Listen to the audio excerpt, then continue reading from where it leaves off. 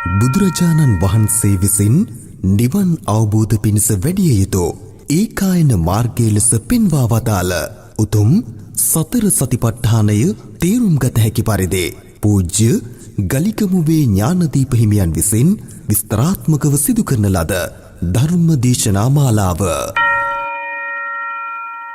දහවන දේශනාව පංච උපාදානස්කන්ධය ධම්මානුපස්සනාව. නමෝ තස්ස භගවතු අරහතු සම්මා සම්බුද්දස්ස.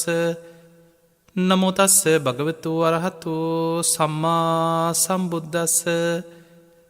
නමෝ තස්ස භගවතු අරහතු සම්මා සම්බුද්දස්ස.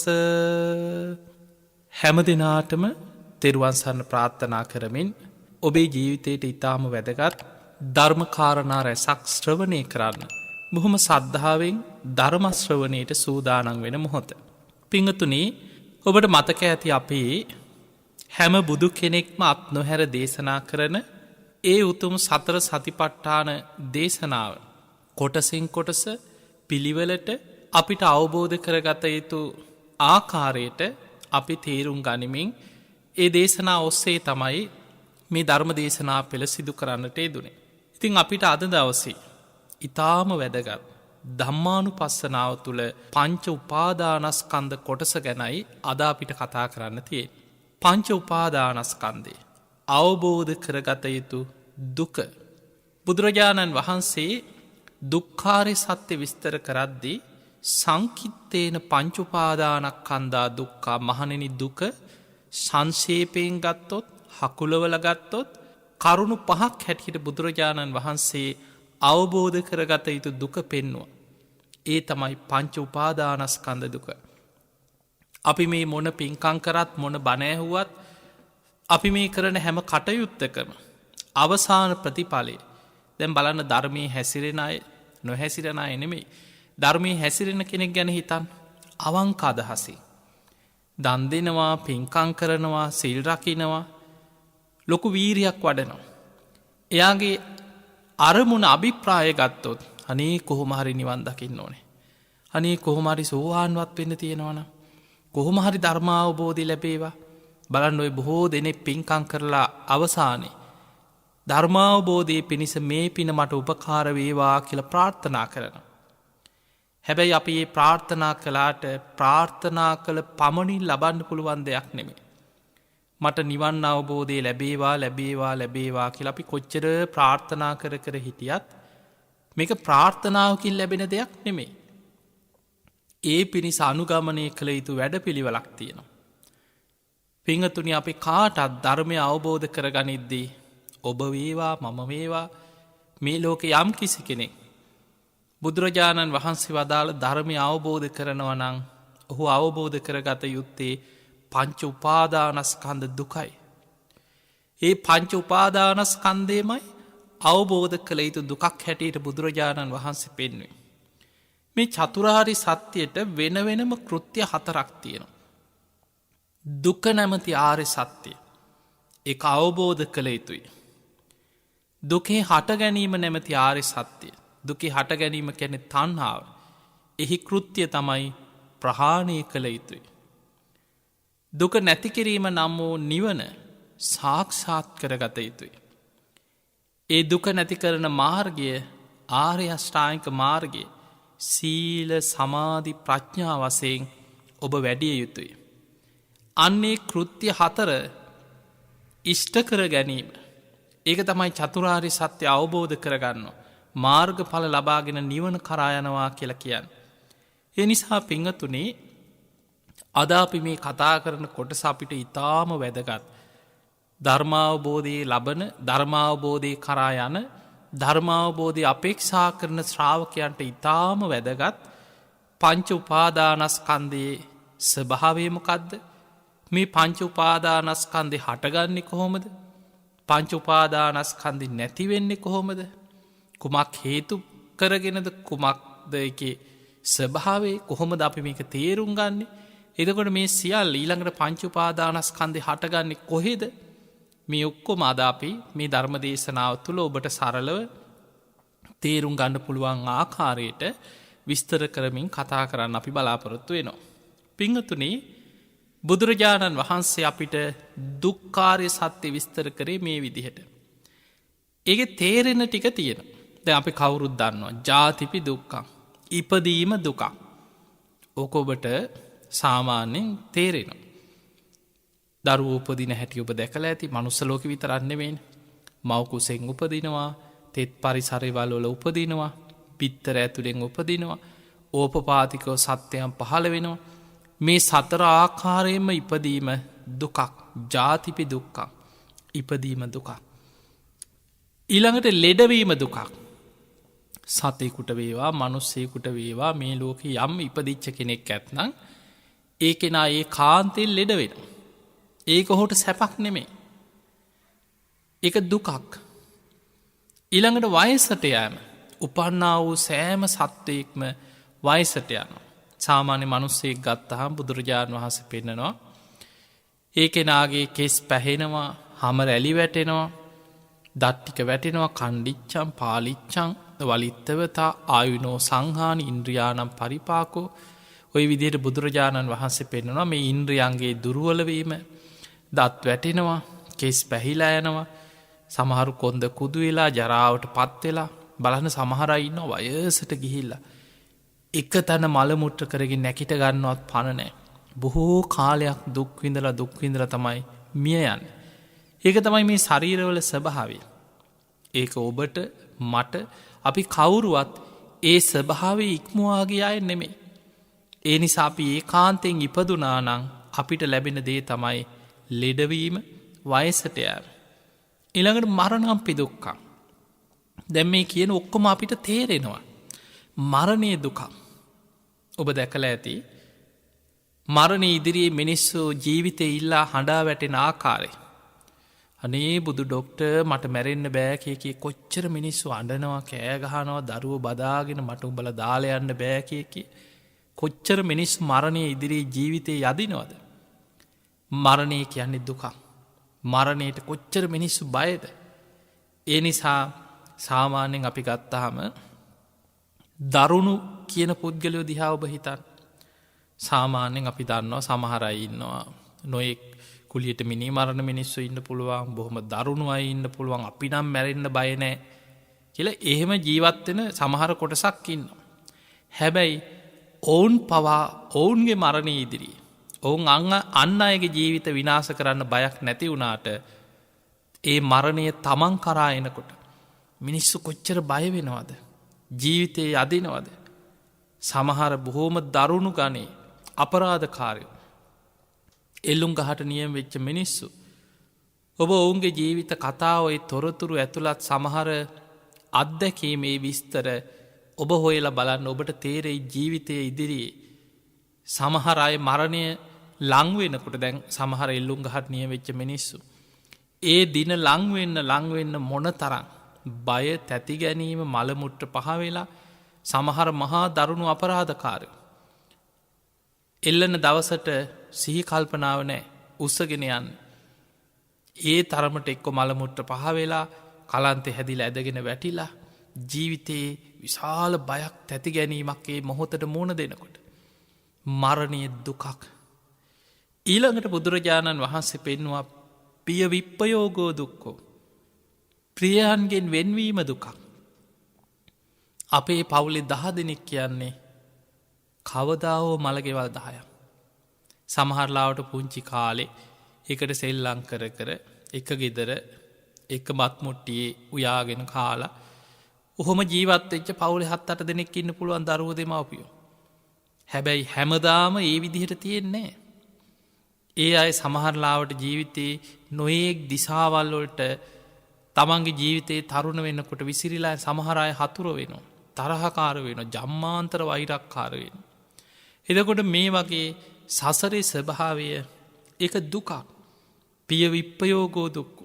මිනිස්සු හිතන අනේ මගේ දරුවු මගේ නෑදෑය හැමදාම් මගේ ළඟ මේ විදිහටම ඉන්නවන එක කවදාවත් නොවෙන්න දෙයක්. ඊළඟට හතුරෝ තරහකාරෝ එකට ජීවත්වෙන්න සිද්ධ වෙන. අපියෙහි සම්පයෝගෝ දුක්කෝ. අපිට ජීවිතයේ ප්‍රිය පුද්ගලයම්ම මුණ ගැහෙනවන් නොවේ. ඔබ බලන්න ඔබේ ජීවිතය ඔබ කොච්චර අකමැති වුණත් ඔබ රැකියාව කරන තැන ඔබ ජීවත්වෙන නිව සාසල අසල්වැසියන්ගේ පැත්තෙන් ගත්තත් සමයිට ඔබේම නෑයවෙන්න පුළුවන්. ඔබේ ගෙදරම ඉන්න පුළුවන්. ඔබට වද දෙන පීඩන කරන ඔබට ගහන මානසිකෝ නොමරා මරණ ජීවිතේ මැරි මැරි උපදින මිනිස්සු කොච්චර ඉන්නවාද. එතකොට අපි කැමති ප්‍රියමනාප පුද්ගලයෝ විතරක් අපිට හැමදා මුණ ගැහිලා ඒ ඇත් එක්ක ජීවත්තෙන් ලැබෙනව නොවේ. මේක තමයි ජීවිතයේ ස්වභාවය. ඊළඟට බුදුරජාණන් වහන්සේ පෙන්නවා යම්පිච්චන්න ලබති තම්පි දුක්කං. යමක් කැමතිද ඒ කැමතිදේ නොලැබීමේ දුක. ඒක විස්තර කරන්න තියෙන්නේ අර කලින් කතා කරපු කාරණා සියල්ලත් එක්ක ගලපලා. ඉපදීම ස්වභාවේ කොටගත් සත්‍යයන් කැමතියෙන අනේ මටනම් මේ වගේ උපතක් එපා කියලා ඉපදිලා දුක්විදින ආකාරි දැකලා හැබැයි කැමතිදේ ලැබෙන්නේ. අන්න කැමතිදේ නොලැබීමේ දුක. වයසට යන ගිහිල්ල දුක්විදිනාය දිහා දැකලා කැමතියෙන අනේ මටනම් මෙච්චර දුක්විදින්න ඕන්නෑ. හැබැයි අපි කැමති වූ පමණින් අපිට ලැබෙන්නේ.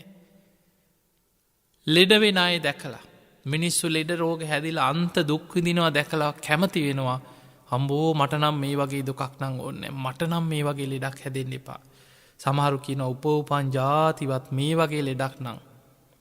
හැබැයි ඒ තුළමති උපෝපන් ජාතිවත් මේ වගේ ලෙඩක් හැදෙන් එපා කියලා කියනවා සමහරු ප්‍රාර්ථනා කරන. හැබැයි මතකතියාගන්න උපදිනවා කියන උපෝපන් ජාති කැන ජාති උපදින තව කැමති.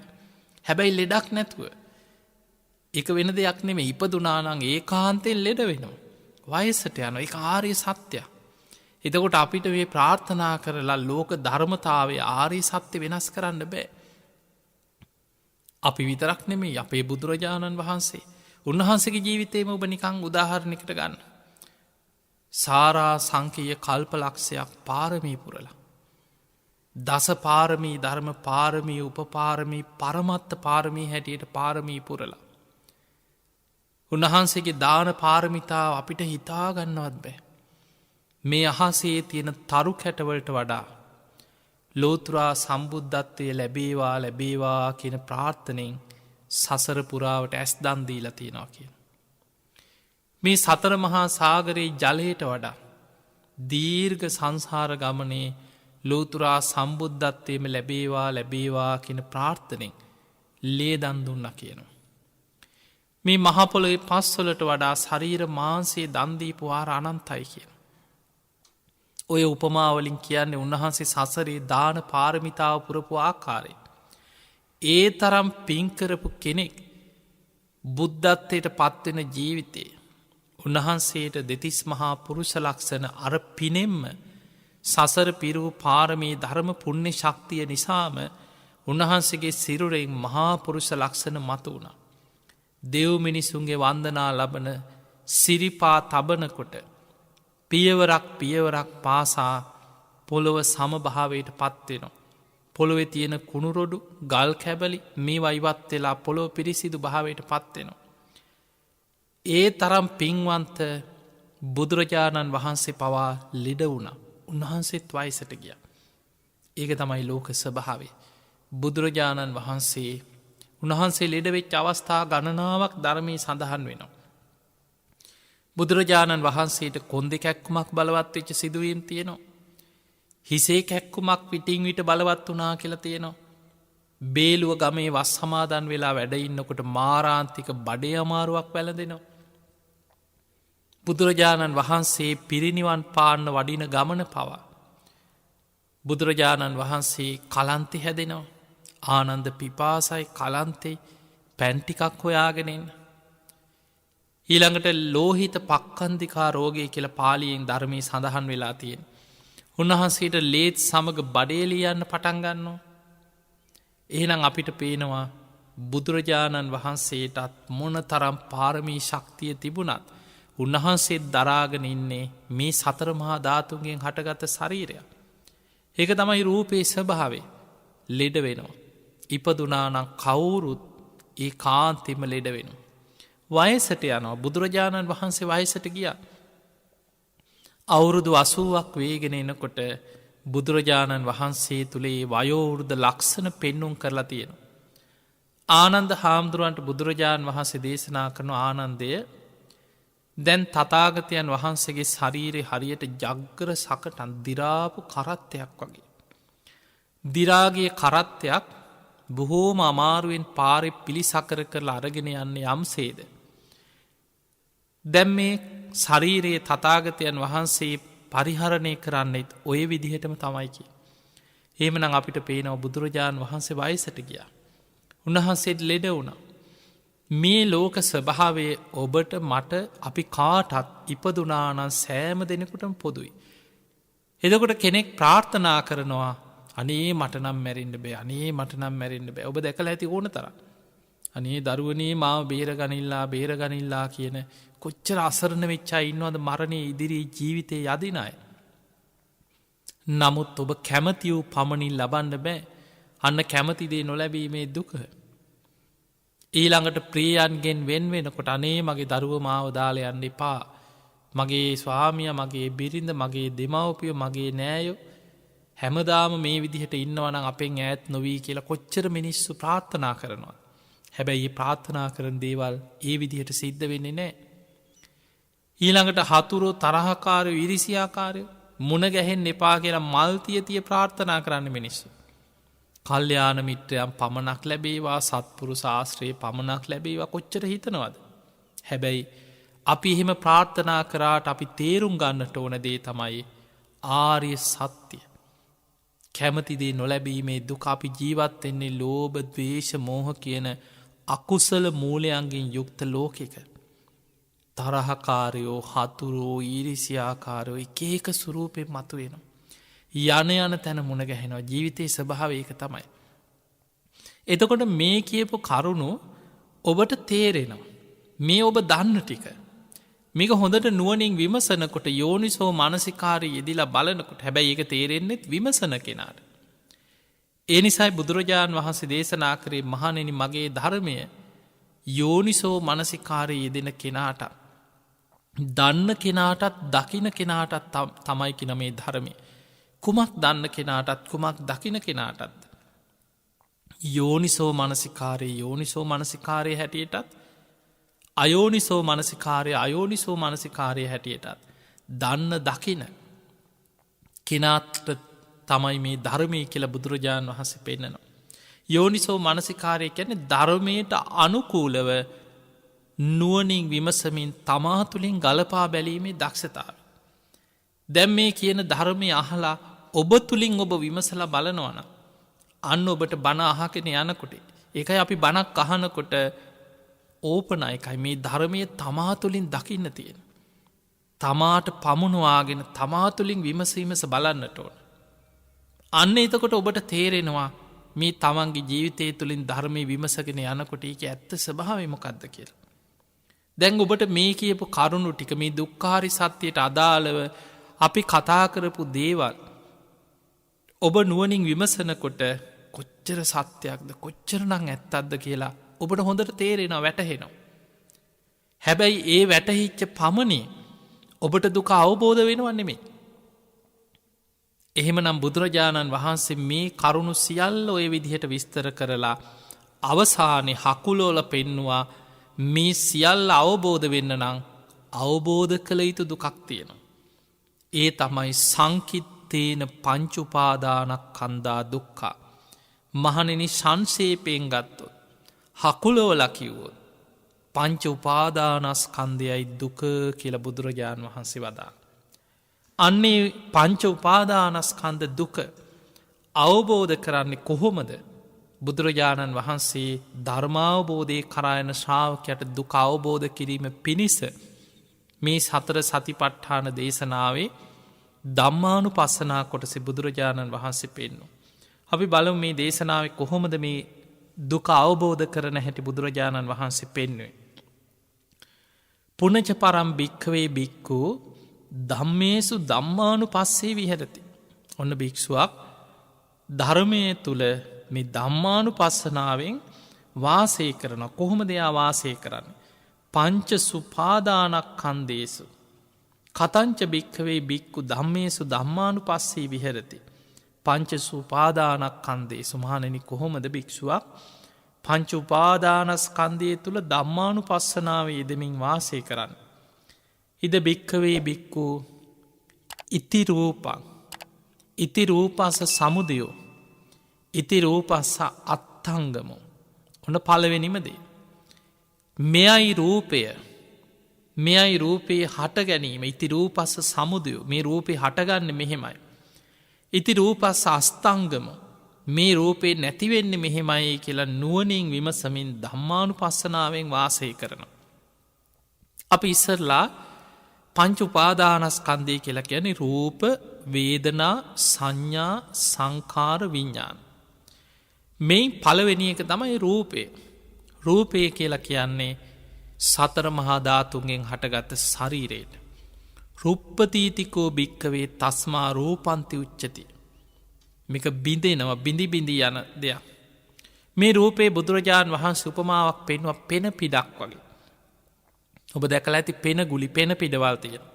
සාමාන්‍යයෙන් ඔය ලංකාවේ නම් වතුර ගලාගෙන යන ඔබ වෙල්ලි ආයවල් ළඟ දැකලා ඇති එක්ක නාන තැන්වල දැකලා ඇති අර වතුර වැටෙනකොට ඒ වතුරෙන් හැදෙන පුංචි පෙන ගුලි වගේ. ඒ පෙන ගුලි එක පාට පේන්න තිබුණට ඒකේ අර්ථයක් නෑ. ඒක හිස් දෙයක්. බුදුරජාණන් වහන්සේ පෙන්වා මේ රූපයත් ඒ වගේ. සතර මහා ධාතුන්ගෙන් හටගත්ත රූපය පෙන පිඩක් වගේ රූපයක්. එතකොට මේ රූපයට බොහොම ලස්සන උදාහරණවලින් බුදුරජාණන් වහන්සේ පෙන්ලා තියෙන රූපය කියන්නේ මොකක්ද? උන්වහන්සේ වදාළක් කණු 4ක් හිටවලා වරිච්චි බැඳලා අපි උළුවස්සක් ජනේලයක් තියලා හේතු කරලා බැඳලා ඊළඟට හරහට ලී පටි වගේ රීප් බඳිනවා මෙහෙම බැඳලා වහලයක් සෙවිලි කරලා පොල්ලතු හරි මොනවා හරි තල්ලතු හරි මොනවා හරි වහලයට දාලා ඊළඟට මැටි ගහලා ඔන්න බිමත් මැටි ගෑවට පස්සේ දැන් අපි මේකට කියන්නේ ගේ කියලා. හැබැයි කලින් මේ ගේ හදන්න එකතු වුණේ ලී කෑලි 4ට අපි කියන්නේ ගේ කියලා. උළුවස්සට අපි කියන්නේ ගේ කියලා. අර ජනේලෙට අපි කියන්නේ ගේ කියලා. පොල්ලතු ටිකට ගේ කියන්නේ. හැබැයි මේ කොටස් ඔක්කොම එකතු වුණාට පස්සේ අපි ඒකට කියනවා ගේ කියලා. අන්න බුදුරජාණන් වහන්සේ පෙන්වුවා මේ රූපයත් ඒ වගේ. ඇට සැකිල්ලක් නහරවැල් වලින් එතිලා මස්ලේ තැවරිලා අර දෙතිස් කුණුප කොටස් ඔක්කොම ඇතුළට ඔබලා මස්ලේ තැවරිලා හමකින් වැහුණට පස්සේ අපි කියනවා රූපය කිය. හැබැයි ඊට කලින් කොටස් ටිකට අපි වෙන් කරාට පස්සේ රූපය කියන සංඥාව නැති වෙන. එතකොට තියෙන්නේ මේ තියෙන කේස් ටික. මේ තියෙන රෝමකෝප ටික. මේ තියෙන නියපොතු ටික. ඔය තියෙන දත් ටික. මේ තියෙන සම. මේ තියෙන මස්. ඔය තියෙන නහර වැල් ටික. ඔය තියෙන ඇටමිදුළු. ඔය තියෙන අස්ති කෑලි ඔය හිස් කබල ඔය බෙල්ලයට ඔය ඉලෑට කූඩු. එතකොට අපිට වෙන වෙනම අපි සංඥා ගොඩක් තියෙන වෙන වෙනම වර්ග ගොඩ. හැබැයි මේ ඔක්කොම එකතු කරලා තියෙනකොට මම රූපය අපි තව නන්දේනවා මේ නිමල් සුමනා කමලා අජීත්න අපි නංවලින් හඳුන්නන. හැබැයි ඒකකයක් හැටියට පුද්ගලයෙක් හැටියට තිබුණට තියෙන්නේ හර සතර මහා ධාතුන්ගෙන් හටගත්ත මේ කුණුප කොටස් ගොඩක එකතුව. එතකොට මේ ශරීරයේ පටවි ආපෝ තේජෝ වායෝ හැටියට ඔබට දැන් මේ ධර්මය කොච්චර ගැලපෙනවද කියලා බලන්න. ඔබ මේ දේශනා පෙළ දිගට අහගෙන හිටියනම් දැන් ඔබට මේකත් එක්ක ගැලපිලා එනවා කායානුපස්සනාවේ ධාතු මනසිකාර භාවනා කොටස.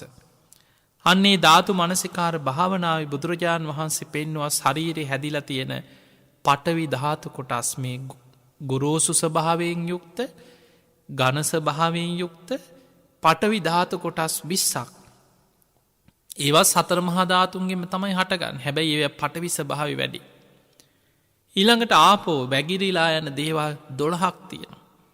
තේජෝ ශරීරය තුල උණුසුම් ස්වභාවයෙන් කොටස් 4කට බෙදුවා. වායෝ කොටස් 6කට බෙදුවා. මේ ශරීරයේ තියෙන උඩු අතට ගමන් උද්දංගමා වාතා අදෝගමා වාතා කුච්චිසයා වාතා අංගමංගානුසාරිනෝ වාතා ඔය වගේ ශරීරය ඇතුලේ තියෙන වායෝ ධාතු.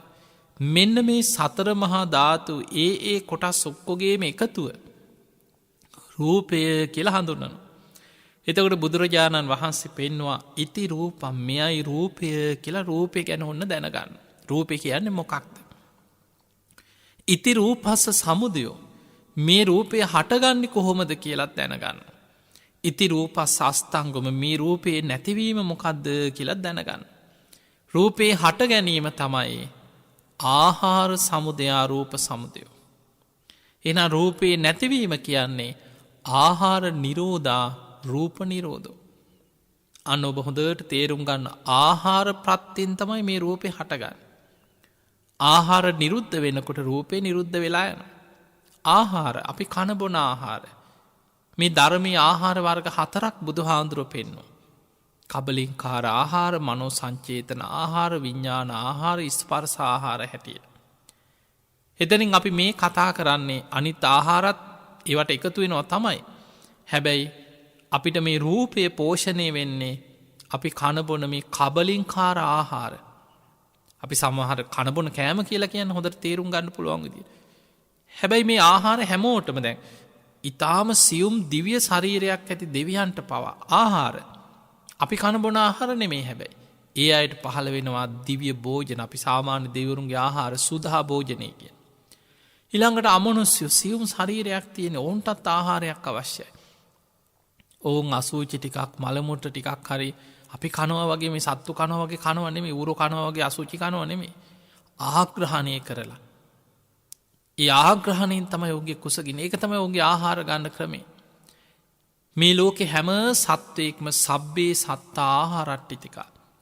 මේ සෑම සත්වයෙක්ම ආහාරයක් මුල් කරගෙන තමයි ශරීරය පවත්තන්න. හැමෝට ආහාරයක් අවශ්‍ය ඔබ හිතන්න ඔබට කන්න බොන්න නැතුව ඉන්න පුළුවන්ද කියලා දවස් ගාන. උපරිම දවස් 3-4-5 කලන්තෙහිදි ඇදගෙන වැටෙනවා. ඒ නිසා කෙනෙකුට මොනවා හරි ආහාරයක් අවශ්‍යයි ශරීරය පවත්තන්න. අන්නේ ආහාරයෙන් තමයි මේ රූපේ හටගන්නේ රූපේ පවතින්. ඒ හා ආහාර නැතිවෙනකොට රූපෙ නිරුද්ධ වෙලා යන. එහෙමනං ආහාර සමුදයා රූප සමුදය මේ ආහාර කණබොන ආහාර කබලින්කාර ආහාර මුල් කරගෙනයි මේ රූපයේ හටගන්නේ රූපෙ පවතින්. එහෙමනං ආහාර නැතිවෙනකොට රූපෙ නිරුද්ධ වෙලා යනවා. ඔන්න ඔය දැනීම ධම්මානු පස්සනාවට ඉතාම වැදගත්. මේක හේතු පල වසයෙන් තමයි තේරුම් අරගෙන විමසන්න. එහෙම නැතුව මෙච්චර කල් අපි හිතාගෙන ඉන්න මේක මම මගේ මට ඕන විදිහටයි මේක තියෙන්නේ මමයි ඉන්නේ. එතකොට මම කියලා කොහෙන් ගත්තත් සක්කාය දිට්ඨිය තුළ ආත්ම දෘෂ්ටිය තුළ තමන් දිහා බලන්න මේක මගේ කැමැත්තකට මට ඕන විදිහට මේ ඔක්කොම සිද්ධ වෙනවා වගේ. හැබැයි බුදුරජාණන් වහන්සේ මෙතන පෙන්නන්නේ ඇත්ත ස්වභාවයේ යෝනිසෝ මනසිකාරයෙන් දකින්න ඇත්තටම රූපය කියන්නේ මොකක්ද? මේ රූපේ හටගන්නේ කොහොමද? රූපේ නැතිවෙන්නේ කොහොමද? ඔච්චරයි ඔබ තේරුම් ගන්න තියෙන්නේ. ඊළඟට බුදුරජාණන් වහන්සේ වදාලා ඉති වේදනා. ඉති වේදනායේ සමුදය. ඉති වේදනායේ අත්ංගම. අන්න විඳීම ගැනත් ඒ විදිහටම තේරුම් ගන්න. විඳීම කියලා කියන්නේ ඇහි ස්පර්ශයෙන් ඇතිවෙනවා විඳීම. කනේ ස්පර්ශය නිසා ඇතිවෙනවා විඳීම. නාසයේ ස්පර්ශය නිසා ඇතිවෙනවා විඳීම. දිවේ ස්පර්ශය නිසා ඇතිවෙනවා විඳීම. මේ කයේ ස්පර්ශයෙන් ඇතිවෙනවා විඳීම. මනසේ ස්පර්ශයෙන් උපදිනවා විඳීම.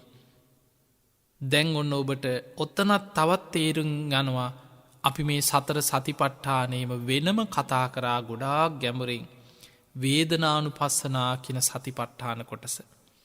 අන්න එතනදී අපි කතා කරා විඳීම ඇතිවෙන්නේ කොහොමද? ස්පර්ශය නිසා විඳීම ඇතිවෙන.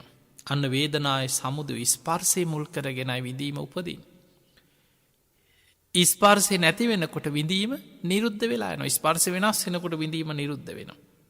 අන්න ඒක හොඳට තේරුම් ගන්නවා. විඳීම කියන්නේ අපිට ඇහැට දැන් අපි එකක් තේරුම් ගම ඇහැ මුල් කරගෙන.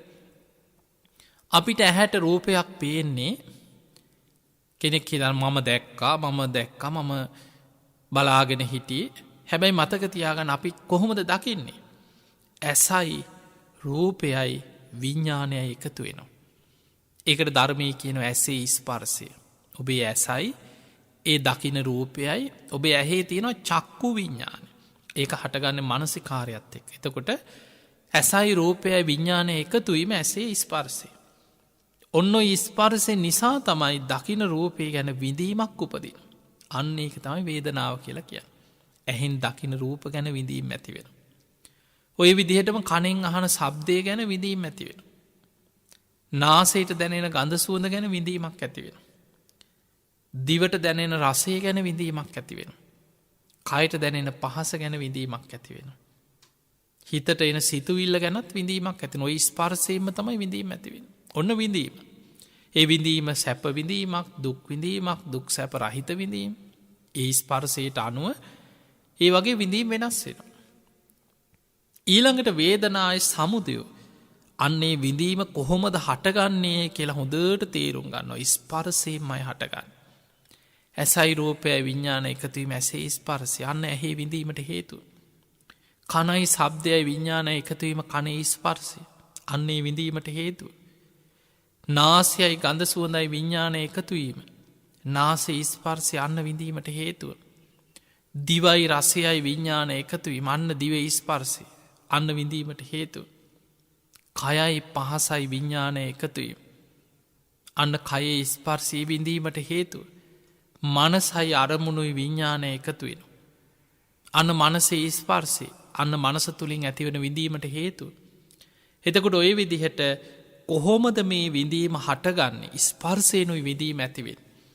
ඊළඟට ඉති වේදනාය අත්තංගම මේ විඳීම නැතිවෙන්නේ කොහොමද අන්න ස්පර්සේ නිරුද්ධවීමෙන් ස්පර්සි වෙනස්වීමෙන් විඳීම වෙනස් වෙන.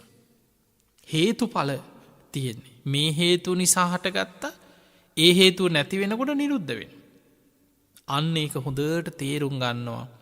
ඊළඟට බුදුරජාණන් වහන්සේ වදාලා ඉති සංඥා ඉති සංඥාය සමුදයෝ ඉති සංඥාය අත්තංගම අන්න සංඥාව ගැනත් ඒ විදිහටම තේරුම් ගන්න.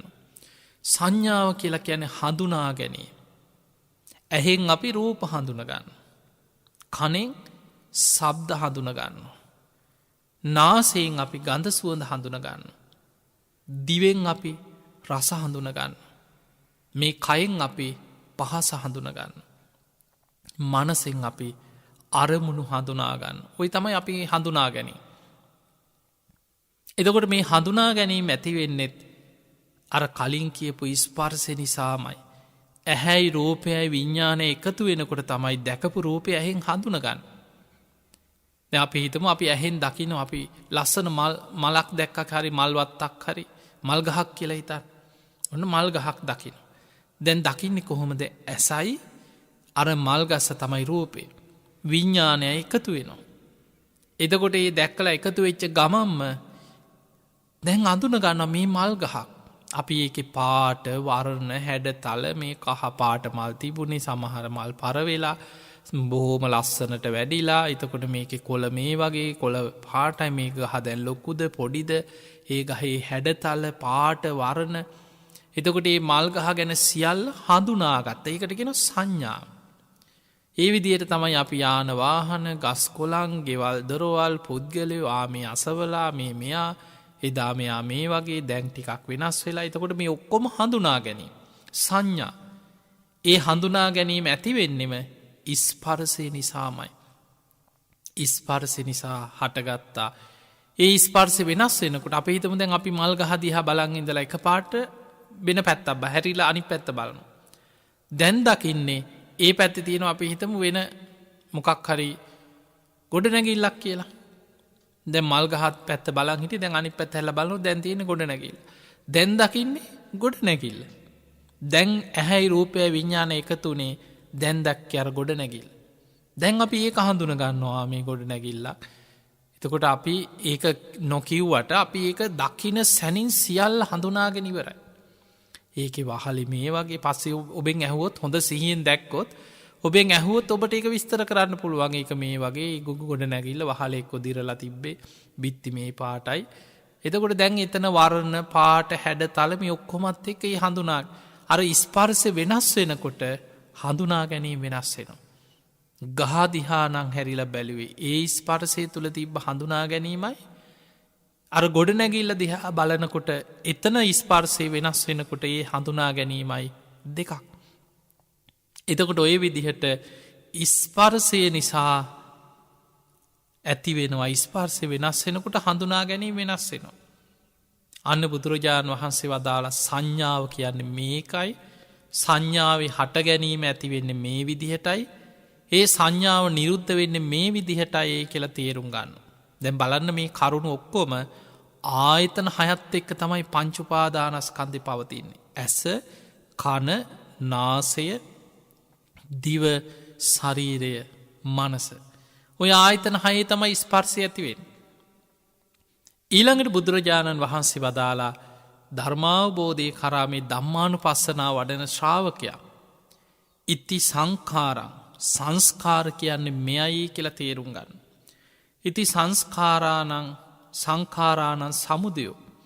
ඉති සංකාරානං අත්හංගම මේ සංස්කාරයන්ගේ හට ගැනීම කියන්නේ මේකයි.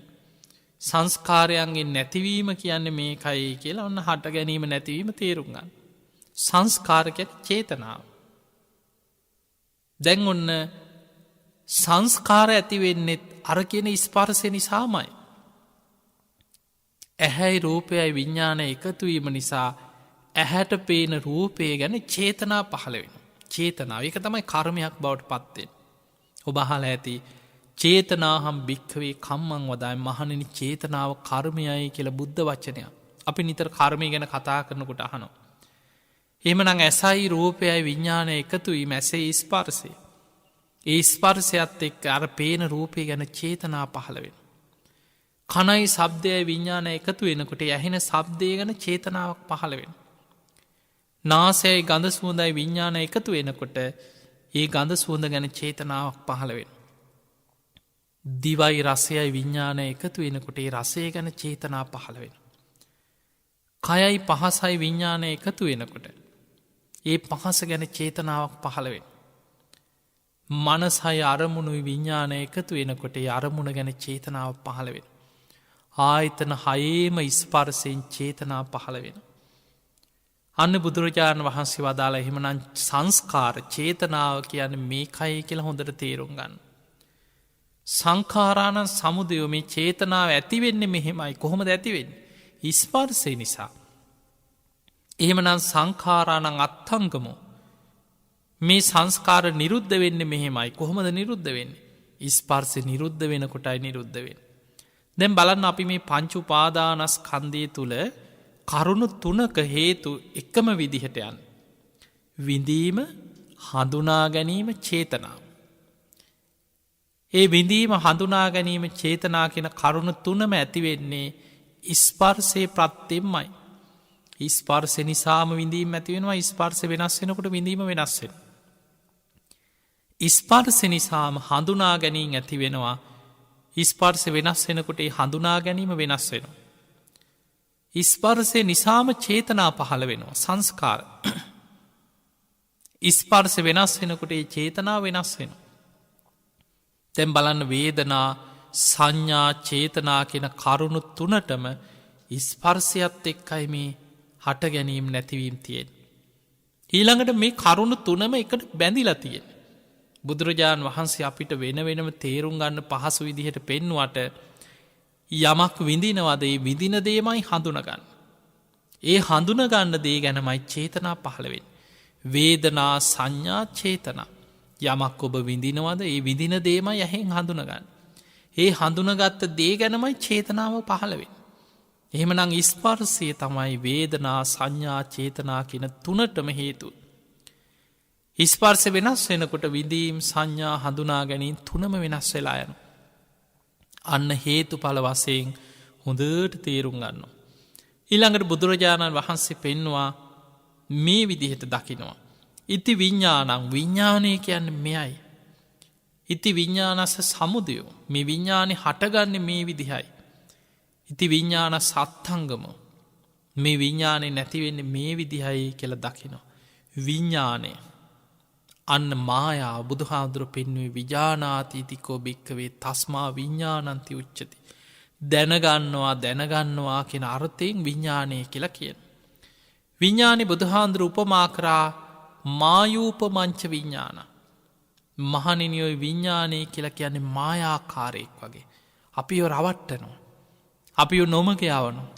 අපිට යථාස භාවය නෙමෙයි විඤ්ඥානෙ මවල පෙන්න්නන්නේ අපේ මේ කෙලෙස් සහිත විඤ්ඥානය තියෙන ස්වභාවේ. අවිද්‍යා සහගත විඤ්ඥානයෙන් අපි දකින්නේ හැම වෙලායම සංඥා විපල්ලා සත්තෙක්. අනිච්චේ නිච්ච සංජයක ඇත්තටම අනිත්‍ය වුණාට අපි දකින්න මේක නිත්‍යයේ කියලා. දුක්කේ සුක සංඥ ඇත්තටම දුකක්. ඒ වුණාට මේක දකින්නේ සැපක් කියලා. අනාත්මදේ තුළ ආත්ම සංඥාවෙන් අසුභදේ තුළ සුභ සංඥාවෙන් අපි දකින්න වැරදි සංඥාවකින් වැරදි මුලාවකින් අපි විඤ්ඥානයෙන් හඳුනගන්න. එතකොට මේ විඤ්ඥාන ඉස්සරල අපි විඤ්ඥාන තේරුම් ගම් ඇහේ හටගන්නවා විඤ්ඥාන අර ස්පර්සින් මේ ඔක්කොම එකට බැඳිලා තියෙන ඇහැයි රූපයයි විඤ්ඥානය එකතුයි ඇහෙහි ස්පර්සි එහමන ඇහැයි රූපය එකතු කරන්නේ විඤ්ඥානෙන් අපි ඇහේ හටගන්න විඤ්ඥානයට කියෙන චක්කු විඤ්ඥානය කනයි සබ්දයයි විඤ්ඥාන එකතු වෙනවා අන්න එතන විඤ්ඥාන තිනවා ස්පර්සි ඒ කනේ හටගන්න විඤ්ඥානයට කියෙන අපි සෝත විඤ්ඥානය නාසයයි ගඳ සුවඳයි විඤ්ඥාන එකතුවීම නාසේ ස්පර්සි එහෙමනම් එතන විඤ්ඥානයක් තියෙනවා ඒ තමයි නාසේ හටගන්න විඤ්ඥාන අපි එකට කෙනවා ගහන විඤ්ඥා එක්කම විඤ්ඥානි වුණට හටගන්න තැන අනුව ඒ විඤ්ඥාන වෙනස්කං ඇතිවෙන. ඊළඟට දිවට රසයක් දැනෙනවා දිවයි රසයයි විඤ්ඥාන එකතු වෙන එක දිවේ ස්පර්සි එමන එතන විඤ්ඥානය තියෙනවා ජිව්හා විඤ්ඥානය කයයි පහසයි විඤ්ඥාන එකතු වෙන. එතන විඤ්ඥානි තියෙනවා පහස සීතල රස්නය උණුසුම දැනගන්න විඤ්ඥානය එතකොට ඒ විඤ්ඥානේ කාය විඤ්ඥාන අපි සමහටලක් පොට් හබ විඤ්ඥාන කිය. ඊළඟට මනසේ ඇති වෙනවා විඤ්ඥානේ සිතයි සිතුවිලි විඤ්ඥානය එකතු වෙන එක තයි මනසේ ස්පර්සය කිය. ඒ විඤ්ඥානයට අපි කෙනවත් ධම්ම විඤ්ඥානේ මනසය මනෝ විඤ්ඥානේ මනසේ හටගන්න විඤ්ඥාන. එතකොට මෙන්න මේ ඇස කණ නාසය දිවකය මනසකින ආයතන හයේම විඤ්ඥානය හටගන්නන ඒ විඤ්ඥානය යම් තැනක ඇතිවෙන්නේ විඤ්ඥානයේ හට ගැනීම තමයි නාමරූපයන්ගේ පැවැත්න. නාමරූප යම් තැනක පවතිනවාද එතන විඤ්ඥානය හටගන්න. නාමරූප වෙනස් වෙනවාද විඤ්ඥාන වෙනස් වෙන. දැන් අපි ඒක ටිකක් තේරුම් යන විදිහට අපි බලමු මේ විදිහට ඇස ගැන ගම්. නාමරූප රූප කියලා කියන්නේ සතර මහා ධාතුන්ගෙන් හටගත් අන්න අර ඇස හැදුනෙත් පටවි ආපෝ තේජෝ වායෝ කියන සතර මහා ධාතුන්ගේ එකතුවකින් තමයි ඇස හැදිලතිය. අපි ඒකට ධර්මය කියන මස ඇස මස්වලින් හටගත්ත. ඇහැක් අපිට පේන්න තියෙනවා එක තමයි රූපය. ඊළඟට ඒ ඇහැ මස්වලින් හැදිච් ඇහැක් තිබුණ කියලම විඤ්ඥානය හටගන්නේ දැ මැරිච්ච මනුස්සෙක් ගැන හිතන්න. යාගේ ඇහැ තියෙනවා. හැබැයි ඒ ඇහැ අර මස්වලින් හැදිච් ඇහැ තිබුණ කියලයාට රූප පේන්නේ. නාම ධර්මයා තුළ නෑ. නාම ධර්ම කියන්නේ තමා තුළ ඇති වෙනවා අර වේදනා සංඥා චේතනා පස්ස මනසිකාර බුදුහාන්දුරු පහක් පෙන්නේ. පට ව්‍යාපෝ තේජෝ වායෝ කියන සතර මහා ධාතුගෙන් හටගත් ඇස තුළ ඇති වෙනවා වේදනා. අපි කලින් කතා කරපෙක්මයි සංඥා හඳුනාගැන පස්ස චේතනා අපි කලින් කතා වුණා වේදනා සංඥා චේතනා තුනම ඇතිවෙන්නේ පස්ස ස්පර්සය නිසා. ඊළඟට ස්පර්සයටත් හේතු වෙන්නේ මනසිකාර. එතකොට ඔන්න ඔය කරුණු ඔක්කොම යෙදිච්ච තැන අර මස්ස සතර මහධාතුකින් හටගත් අපි මස ඇස තුළ විඳීමත් තියෙනවන හඳුනා ගැනීමත් ඇති වෙනවන රූපවල චේතනාවත් ඇති වෙනවා. ඒ කරුණු තුන්නටම හේතු ඇහැයි රූපය යයි විඤ්ඥාන එකතුවීම. ඊළඟට ඒකට මනසිකාරය අවධානයොමුවෙන් ඕන ඔය කරුණු ඔක්කොම ක්‍රියාත්මක තැන තමයි විඤ්ඥානි පවතින්. නාම රූපයම්ම යම් තැනක තියෙනවාද එතන විඤ්ඥානය හටගන්න. මතක තියාගන්න මේක චුට්ටක් ගැඹුරු ටිකක් බට බොහෝම සරලව තේරුම් කරන්නයි අපි මේ සරල විදිහට උදාහරණ අරගෙන කියල දෙන්නේ. බුදුරජාණන් වහන්සේ මේ විඤ්ඥානයත් නාමරූපත් අතර අන්තර සම්බන්ධය බුදුරජාණන් වහන්සේ පෙන මහණෙන විඤ්ඥානයේ නාමරූපයන්ට උපකාර කරන නාමරූපයේ විඤ්ඥානයට උපකාර කරනවා. විඤ්ඥාන පච්චයා නාමරූපා නාමරූපච්චයා විඤ්ඥානන් කිය. විඤ්ඥානය නිසා නාමරූප හටගන්න නාමරූප නිසා විඤ්ඥානය පවතින. මේක බුදුහාන්දුරු තවත් ලස්සන උපමාවකින් පෙන්වා බටමිටි දෙකක් එකට හේත්තු කරල. ඔබ දැකල ඇති සාමාන්‍යෙන් දන්න ලීමිටි දෙකක් කියලා හිතන්න බටමිටි පැත්තක තියලා. ලී දිගට තියෙන ලී කෑලි මිටි ගහන දරමිටි වගේ අන්නේ වගේ දරමිටි දෙකක් කියලා හිතන්න. එතකොට මේ මිටි දෙක හිට්ටවල හේත්තු කරනු. එතකොට එක මිටියක් පවතින්නේ අනිත් එකට හේත්වෙල එකක් ගත්තොත් අනිත් මිටිය වැටෙන. එතකොට ඒ වගේ තමයි විඤ්ඥානය නිසා නාමරූප පවති නාමරූප නිසා විඤ්ඥානය පවති. ඔන්න ඔයි ටික විතරක් දැනට තේරුම් ගන්න. එතකොට බුදුරජාණන් වහන්සේ පෙන්වා විඤ්ඥානය කියන්නේ මෙයයි කියලා තේරුම් ගන්න. මේ විඤ්ඥානය හටගන්න මෙහෙමයි කියලා නාමරූප නිසයි විඤ්ඥානය හටගන්න කියලා තේරුම් ගන්න. නාමරූප වෙනස් වෙනකොට විඤ්ඥාන වෙනස් වෙනවා කියලා තේරුම් ඔන්න ඔය තේරුම් ගැනීමමයි දැන් අපි කතා කරා රූප වේදනා සංඥා සංකාර විඤ්ඥාන ඔය තමයි පංචුපාදානස්කන්ද. සංකිත්තේන පංචුපාදානක් කන්දා දුක්කා. මහනෙනි හකුලෝ ලගත්තොත්. අවබෝධ කරගත යුතු දුක කියලා කියන්නේ පංචුපාදානස්කන්ද දුකයි. එනිසා පිංහතුනි ඔන්න ඔය කරුණු ටික හොඳට තේරුම් ගන්න නිරවුල්ල තේරුම් ගන්න ඔබ දක්ෂවෙන්. මේ ටික තේරුම් ගත්තා කියලා කියන ඔබට ධර්මාවබෝධය කරා යාගන්න පහසුයි. අපි මල් පූජ කර අනේ මට ධර්මය අවබෝධ වී අවබෝධ වීවා කියලා කියා හිටියත් ඔබ අවබෝධ කරන්න තියෙන මේ ටික. අපි හිතම අපි ප්‍රාර්ථනා කන අනේ මට යම් දවසක නිවන් අවබෝධයම ලැබීවා නිවන් අවබෝධය තකට නිවන් අවබෝධ වෙනවා කියලා කියන චතුරාරි සත්‍යය අවබෝධ වෙන්. ඒ අවබෝධ කළ යුතු චතුරාරි සත්‍යය අවබෝධ කළ යුතු දුක තමයි පංචුපාදානස්කන්ද දුක. අන්න බුදුරජාණන් වහන්සේ පෙන්වා දැ මේ විදිහට තමා තුළින් දකින කෙන. ඉති අජ්ජත්තංවා ධම්මේසු දම්මානු පස්සේ විහරති. තමා තුළ අජ්ජත්තංවා මේ පංචුපාදානස්කන්දේ හට ගැනීම නැතිවීම තමා තුළින් දකිමින් ධම්මානු පස්සනාවෙන් වාසය කරනු. යා යෝනිසෝ මනසිකාරය මේ ධර්මය වැඩෙන්නේ යෝනිසෝ මනසික මතකතියාගන ධම්මානු පස්සනාව වැදගත්මදේ තමයි නුවනින් විමසීම. යෝනිසෝ මනසිකාරය. එයා විමසල බලනවා බහිද්ධවා ධම්මේසු දම්මානු පස්සේ විහරති. බාහිරය තුළ මේ ලෝක ජීවත්වෙන අනිත් හැම කෙනෙක්ම. මේ බාහිර ලෝක ජීවත්වෙන හැම කෙනෙක් තුළමත් මේ ස්භාවයමයි මේ විදිහෙම ඇස කණනාසේ දිවකයි මන සම්මා වෙන්න පුළුවන් පුතෙක් වෙන්න පුළුවන් දරුවෙක් වෙන්න පුළුවන් අඩුගාන පාරඉන්න හිගන්නෙක් වෙන්න පුළුවන් රජෙක් වෙන්න පුළුවන් මේ හැමෝටම තියෙන්නේෙත් ඇස කණනාසය දිවකය මනස. ඒ අය තුළ තියන්නේ පංචුපාදානස්කන්ද. ඒ අය තුළත් මේ මා තුළ හටගන්න විදිහටමයි පංචුපාදානස්කන්දි හටගන්න පවතින්. ඊළඟට තමා තුළ අජ්ජත්ත බහිද්ධවා තමා තුළත් බාහිරවත් මේ පංචුපාදානස්කන්දේ හටගන්න පවතින්නේ මේ විදිහටයි කියලා ගලපා බලනු.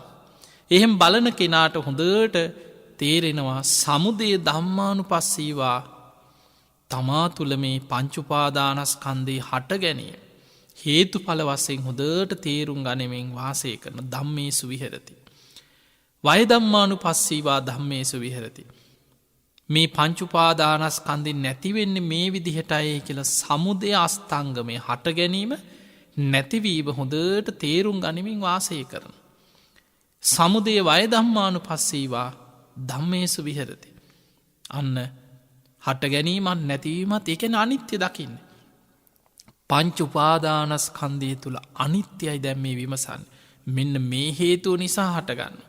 මේ හේතුව නිසා නැතිවෙන. මා තුළත් මේ බාහිරය තුළත් මේ හැමෝම තුළ පංචුපාදානස්කන්දය හටගන්නේ පවතින නැතිවෙන්න මේ ආකාරයටයි කියල හොඳට තේරුම් ගන්න. ඊළඟට අත්ති ධම්මාතිවා පනස්ස සති පච්චු පට්ටිතා හෝති. යාවදීව ඥානමත්තා. එතකොට මේ විදිහට මේ පංචුපාදානස්කන්ද ධර්මයන්ගේ හට ගැනීම නැතිවීම හොඳට සිහිය පිහිටවාගෙන දකින කෙනා. ඥානමත්තායි මේ ප්‍රඥාව දියුණුවීම පිණිසේ මනසිකාරයයාට උපකාර කරනවා. පතිස්සති මත්තා යා තුළ හොඳට සිහිය පිහිටලා සිහිය දියුණුවීම පිණිස උපකාර වෙන.